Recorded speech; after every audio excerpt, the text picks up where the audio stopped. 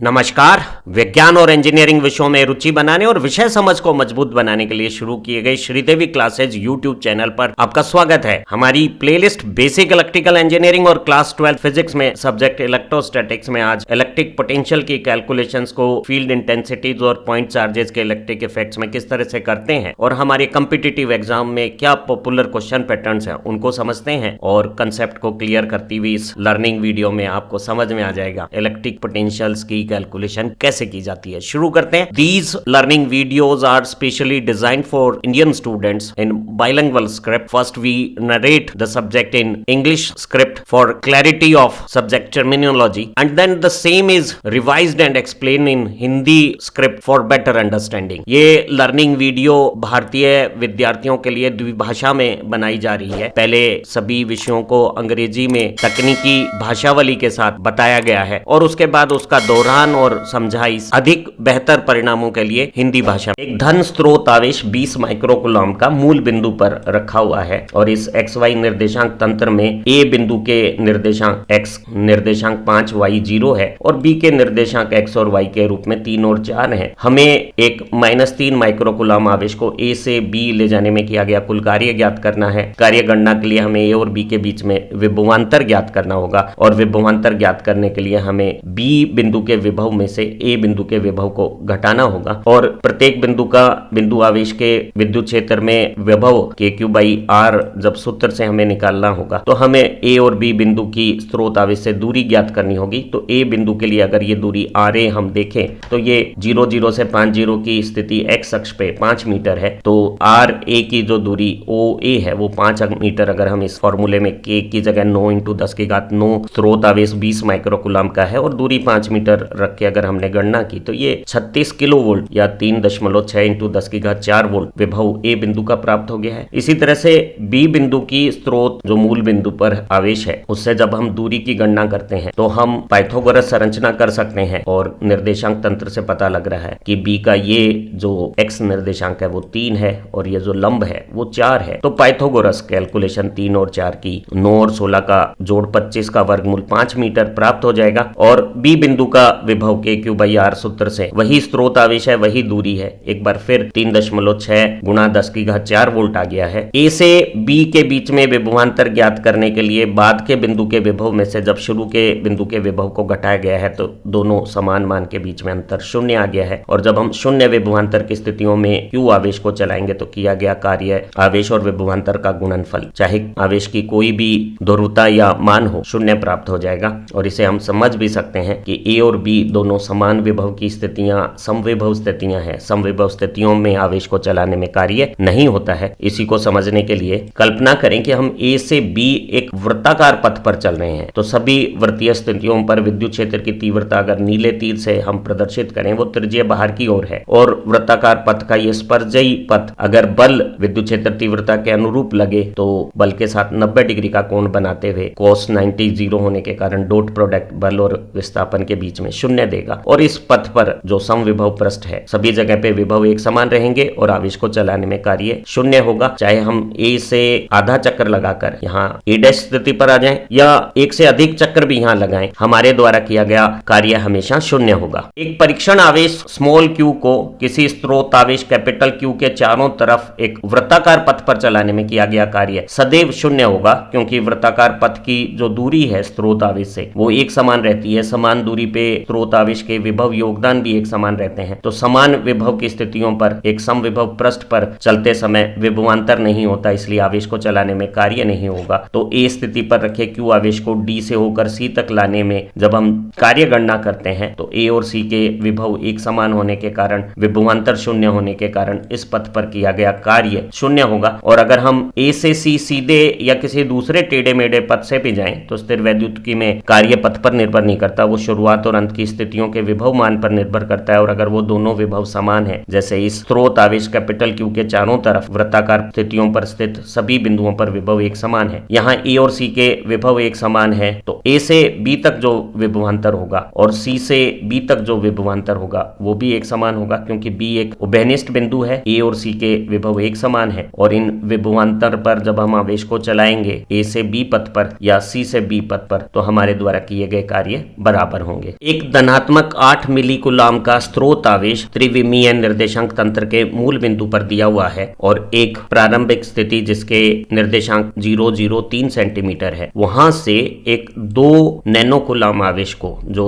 ऋण प्रकृति का है अंतिम स्थिति 0.4 सेंटीमीटर 0 पर ले जाना है और इस पथ पे बीच में 0.6 सेंटीमीटर 9 सेंटीमीटर का एक बिंदु भी आएगा और हमें कुल कार्य ज्ञात करना है। स्थिर आवेशों से जो स्थिर वैद्युत क्षेत्र बनते हैं वो संरक्षित क्षेत्र होते हैं और ऐसे संरक्षित क्षेत्रों में आवेश को चलाने में किया गया कार्य पथ पर निर्भर नहीं करता है, वो पथ की शुरुआत और अंतिम स्थितियों के विभव या दोनों के बीच के विभवांतर पर निर्भर करता है। तो इस गणना में ये जो मध्यवर्ती बिंदु R है जिसके निर्देशांक 0.6 सेंटीमीटर 9 सेंटीमीटर दिए हुए, उसका गणना में कोई महत्व नहीं रहेगा। हमें प्रारंभिक बिंदु और अंतिम बिंदु के बीच में जो विभवांतर आया है उसमें Q आवेश को चलाने में किया गया कार्य है, क्योंकि विभवांतर एकांक आवेश पे चलाने में किया गया कार्य है, Q आवेश पर चलाने में कार्य हो गया Q डेल्टा V। यहाँ विभवांतर अंतिम बिंदु और प्रारंभिक बिंदु के विभव का अंतर है। अंतिम बिंदु Q और प्रारंभिक बिंदु P के विभव, एक बिंदु आवेश के विभव अगर स्रोत आवेश से परीक्षण स्थल की दूरी मालूम हो तो KQ/R से ज्ञात कर सकते हैं। प्रारंभिक स्थिति मूल बिंदु से 3 सेंटीमीटर दूरी पर है, जैसे हम मीटर में बदल सकते हैं, K की जगह 9 × 10⁻9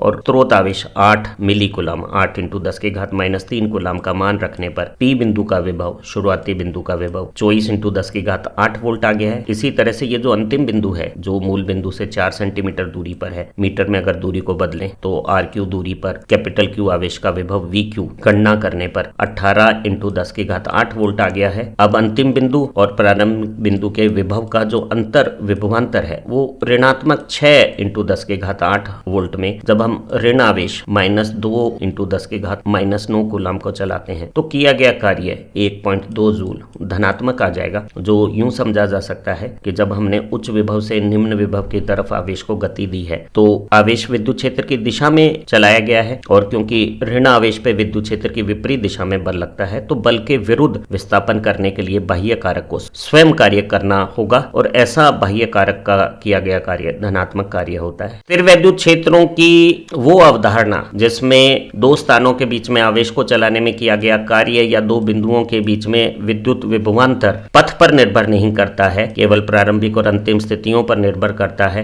वो बहुत महत्वपूर्ण है। स्थिर वैद्युत क्षेत्र की ये जो संरक्षित प्रवृत्ति है इसका इस्तेमाल हम बहुत सारी समस्याओं का समाधान करने में लेते हैं और ये जो उदाहरण है वो इस कंसेप्ट को बहुत आसानी से समझा देंगे कि स्थिर वैद्युत क्षेत्र में विभवांतर या किया गया कार्य केवल प्रारंभिक और अंतिम स्थितियों पर निर्भर करता है। हमें असमरूप प्रकृति के A से B, B से C और वापस C से D पथ पर एक Q आवेश को चलाने में किया कुल कार्य ज्ञात करना था, तो हमने इस कार्य ABCD पथ के कार्य की प्रारंभिक और अंतिम स्थितियों के बीच में जो पथ देखा D दूरी का वो विद्युत क्षेत्र की तीव्रता के अनुरूप था। Q आवेश पे विद्युत क्षेत्र की दिशा में QE बल लग रहा है, इस बल के साथ D विस्थापन का कार्य QED हो गया है। क्योंकि बल की दिशा में ही आवेश की गति हुई है तो कार्य विद्युत क्षेत्र के द्वारा किया गया है। ऐसी स्थितियों में बाह्य कारक के द्वारा किए गए कार्य को ऋणात्मक माना जाता है और ABCD पथ पर आवेश Q को चलाने में कार्य और A से D तक सीधे आवेश को चलाने का कार्य बराबर होगा और वो हो गया -QED। इसी तरह से एक समरूप विद्युत क्षेत्र जो x दिशा में EX है उसमें बिंदु A जिसके निर्देशांक 3, 4 है से बिंदु B जिसके निर्देशांक 5, 0 है के बीच विभवांतर ज्ञात करना है और यहाँ समरूप विद्युत क्षेत्र में A से B तक चलने के इस पथ को हमने लाल पथ में इस तरह से विभाजित किया कि A से M तक का पथ तो विद्युत क्षेत्र के लंबवत है और M से B विद्युत क्षेत्र के अनुदिश है। तो इस 4 मीटर AM दूरी का जो विस्थापन विद्युत क्षेत्र के लंबवत है उसमें विभवांतर नहीं होगा, क्योंकि जब विद्युत बल और विस्थापन परस्पर लंबवत होते हैं, बल विद्युत क्षेत्र की तीव्रता के दिशा में, विस्थापन उसके लंबवत, तो कार्य शून्य होते हैं। शून्य कार्य स्थितियों में विभवांतर नहीं होता। तो A बिंदु और M बिंदु के विभव एक समान है। M से B की तरफ एकांक धनावेश विद्युत क्षेत्र की दिशा में बल अनुभव करेगा और उस बल के अनुदिश 2 मीटर के विस्थापन पे एकांक आवेश पे 2EX कार्य होगा। क्योंकि कार्य विद्युत क्षेत्र ने स्वयं किया है तो ये कार्य नेगेटिव हो गया या विभवांतर -2EX आ गया है। ये यूं भी समझा जा सकता है कि विद्युत क्षेत्र की दिशा उच्च विभव से निम्न विभव की तरफ होती है। M और A के विभव उच्च हैं, B का विभव निम्न है, इसलिए विभवांतर उच्च से निम्न विभव जाने पर ऋणात्मक हो गया है -2EX। इसी तरह से एक दूसरे उदाहरण में विद्युत क्षेत्र समरूप Y दिशा में कार्यरत है और A से B के बीच में एकांक धनावेश को चलाने में किया गया कार्य या विभवांतर ज्ञात करना था। तो इस काली रेखा के पथ को हम लाल रेखा के अनुदिश माने तो ये A से M 4 मीटर जो विस्थापन है वो विद्युत बल के ठीक विपरीत है, और ये 2 मीटर MB विस्थापन विद्युत बल के लंबवत कार्य या विभवांतर नहीं रखेगा। तो M और B के विभव एक समान है, और AM पथ पे धनावेश पे विद्युत क्षेत्र की दिशा में बल लग रहा है, बल के विपरीत चलाने में कार्य बाह्य कारक द्वारा धनात्मक होगा, और एकांक आवेश को चलाने में किया गया कार्य एकांक आवेश पे बल और विस्थापन का गुणा 4EY धनात्मक हो गया है। अगर इसी तरह के प्रश्न में 3-4 निर्देशांक से 5-0 निर्देशांक के बीच में A से B एकांक धनावेश को चलाने में कार्य एक स्रोत आवेश कैपिटल Q जो मूल बिंदु पर रखा है उसके विद्युत क्षेत्र में अगर निकालना होता तो हम मूल बिंदु से A और मूल बिंदु से B बिंदु की दूरियां देखते, वो दोनों 5 मीटर हैं, तो KQ/R रिलेशन से दोनों बिंदु A और B के विभव समान होने से विभवांतर 0 आता। तो हम देख रहे हैं एक बिंदु आवेश के विद्युत क्षेत्र में विभवांतर की गणना विभवों के अंतर से की जाती है, और एक समरूप विद्युत क्षेत्र में पथ को विद्युत क्षेत्र के अनुरूप और लंबवत लेकर ये गणनाएं आसानी से की जा सकती, और कार्य या विभवांतर प्रारंभिक और अंतिम स्थितियों पर निर्भर करेगा, वो पथ पर निर्भर नहीं करेगा। अध्यारोपण के सिद्धांत की मदद से विभव की गणना बहुत सरल है। अगर हमें किसी बिंदु पर परिणामी विद्युत विभव की गणना करनी है और अड़ोस पड़ोस में एक से अधिक प्रकार के स्रोत आवेश उपस्थित हैं, तो अध्यारोपण सिद्धांत से परिणामी विभव की गणना सरल एक अदिश बीजीय योग होगा उन अलग अलग विभव योगदानों का जो एक स्रोत ने एक बार कार्यरत रहकर बनाया होगा, और इस गणना में हमें जटिल सदिश जोड़ करने की जरूरत है, दिशाओं को देखने की आवश्यकता नहीं है। जैसे अगर किसी समभुज में, चाहे वो त्रिभुज हो, वर्ग हो, पंचभुज या कोई अन्य बहुभुज हो, सभी शीर्षों पर अगर एक समान आवेश हो, तो विद्युत क्षेत्र अगर हम केंद्र बिंदु जो सममित मध्य में है वहां गणना करते हैं तो हम पाते हैं कि जैसे वर्ग में देखेगा A शीर्ष के आवेश का विद्युत क्षेत्र और सामने C शीर्ष के आवेश का विद्युत क्षेत्र बराबर विपरीत परस्पर निरस्त हो गया। इसी तरह से B और D के विद्युत क्षेत्र भी एक दूसरे को निरस्त कर देंगे, और इस बहुभुज के मध्य बिंदु पे परिणामी विद्युत क्षेत्र 0 होगा। इसी तरह से त्रिभुज के केस में A आवेश का, B आवेश का और C आवेश का विद्युत क्षेत्र का अगर परिणाम सदिश रूप में हम करें तो वो 0 आता है। यही बात हम किसी भी अन्य बहुभुज के बारे में कह सकते थे। लेकिन जब हम अदिश गणना करते हैं विभवों की, एक से अधिक आवेशों के परिणामी विभव की गणना करने के लिए अध्यारोपण सिद्धांत अनुसार, तो प्रत्येक धनावेश यहाँ केंद्र बिंदु पर स्वयं का धन विभव उत्पन्न करेगा। अगर किसी शीर्ष की केंद्र बिंदु से दूरी x हो तो एक आवेश का विभव KQ/x हो जाएगा, और अगर यहाँ 4 शीर्ष पे 4Q आवेश है तो इनका परिणामी विभव K∑Q/x 4K/x हो जाएगा। इसी तरह से समबाहु त्रिभुज के लिए ये 3KQ/x हो जाएगा, पंचभुज के लिए 5KQ/x हो जाएगा। स्थिर वैद्युतिकी में विद्युत क्षेत्र की तीव्रता और विद्युत विभव के शून्य या गैर शून्य मान के बीच में कोई निश्चित निर्धारित संबंध नहीं है। इन मानों के बीच में किसी भी प्रकार के संयोग आवेश के वितरण के अनुसार संभव है। यहाँ एक वर्ग के चारों शीर्षों पर अगर एक समान धनात्मक Q आवेश हो तो सदिश जोड़ से आमने सामने के शीर्षों के विद्युत क्षेत्र घटक बराबर और विपरीत एक दूसरे को निरस्त कर रहे हैं, और ऐसी स्थिति में परिणामी विद्युत क्षेत्र 0 है। लेकिन चारों आवेशों के द्वारा धन विभव की रचना से यहाँ परिणामी 4KQ/x जो विभव है वो 0 नहीं है। तो विद्युत क्षेत्र की तीव्रता तो 0 है लेकिन विभव 0 नहीं है। इस दूसरे उदाहरण में अगर हम केंद्र बिंदु O पर देखें तो इस धनावेश का विद्युत क्षेत्र बाहर की तरफ, इस धनावेश का विद्युत क्षेत्र भी जोड़ने वाली रेखा पे बाहर की तरफ परस्पर बराबर और विपरीत है, और इस ऋणावेश का विद्युत क्षेत्र अंदर की ओर और इस ऋणावेश का विद्युत क्षेत्र अपनी तरफ अंदर की ओर भी परस्पर बराबर विपरीत है। सदिश जोड़ से वर्ग के चारों शीर्षों पर रखे हुए इस विन्यास के आवेशों का परिणामी विद्युत क्षेत्र 0 है, और यहाँ धन आवेश जो शीर्ष पर रखे हुए वो केंद्र बिंदु पर जो धन विभव बना रहे हैं उतना ही ऋण विभव ये ऋण आवेश बना रहे हैं। तो चारों आवेशों का योग 0 होने से यहाँ केंद्र बिंदु पर परिणामी विभव भी 0 है। तो इस स्थिति में केंद्र बिंदु पर विद्युत क्षेत्र की तीव्रता और विभव दोनों 0 है। इस अगले उदाहरण में अगर हम इस धनावेश का विद्युत क्षेत्र और इस ऋणावेश का विद्युत क्षेत्र देखें तो वो एक ही दिशा में जुड़ रहे हैं, 2 इकाई हो जाएंगे। इसी तरह से इस धनावेश का विद्युत क्षेत्र बाहर की तरफ और इस ऋण आवेश का विद्युत क्षेत्र भी अंदर की ओर 2 इकाई जुड़कर हो गए हैं, और ये 2 इकाई सदिश 90 डिग्री कोण पर एक परिणामी सदिश ठीक बीच में 2√2 इकाई का बना देंगे। तो किसी एक आवेश के कारण जो केंद्र बिंदु पर विद्युत क्षेत्र मान बन रहा था उसका 2√2 गुना परिणामी विद्युत क्षेत्र सदिश योग से प्राप्त हो गया है जो गैर शून्य है। शीर्षों पर रखे हुए आवेशों का अगर योग देखें तो वो 0 है। तो यहाँ इस केंद्र बिंदु पर अदिश योग के रूप में जो परिणामी विभव चारों आवेशों का हम प्राप्त कर रहे हैं वो 0 है। तो इस स्थिति में विभव 0 है लेकिन विद्युत क्षेत्र की तीव्रता तीव्रता शून्य नहीं है। इस उदाहरण में धनावेश का विद्युत क्षेत्र बाहर की ओर और ऋणावेश का विद्युत क्षेत्र अंदर की ओर जुड़कर 2 इकाई हो गए हैं और ये दोनों